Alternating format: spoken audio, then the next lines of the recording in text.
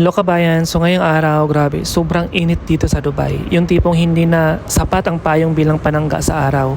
Ramdam mo talaga ang init hanggang buto. Kahit nga habang nag-aabang pa lang tayo na masasakyan papuntang trabaho, parang naka-half day na agad sa kakapawis. Parang ganito na talaga ata ang buhay OFW dito sa Middle East, walang choice eh. Pinilit tayo ng tadhana na makarating dito at baka pinili rin tayo ni Lord para maging mas malaking tulong sa ating pamilya.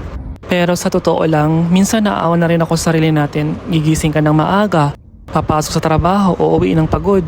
Pero laban lang. Kahit minsan hindi na rin natin alam kung sino ba talaga ang kalaban.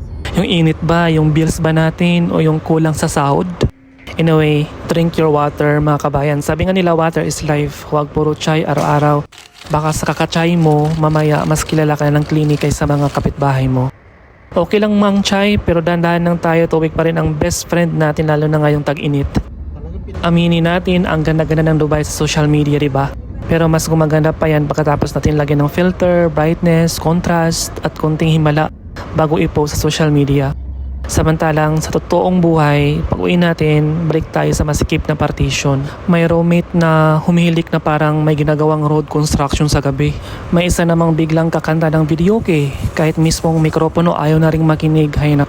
Pero okay lang yan, malapit na rin ang sahod. At kapag pumasok na ang sweldo, ready na ulit tayo sa ating luxury lifestyle. Isang shawarma, isang chai, o kaya mang inasal na may only rice. At sa sandaling iyon, feeling natin mayaman na naman tayo. Laban lang mga kabayan. Mainit man ang panahon, malamig man ang aircon sa trabaho, tuloy lang tayo sa pangarap. Kasi balang araw lahat ng pagod na to magiging kwento na lang. Ingat lagi at stay hydrated.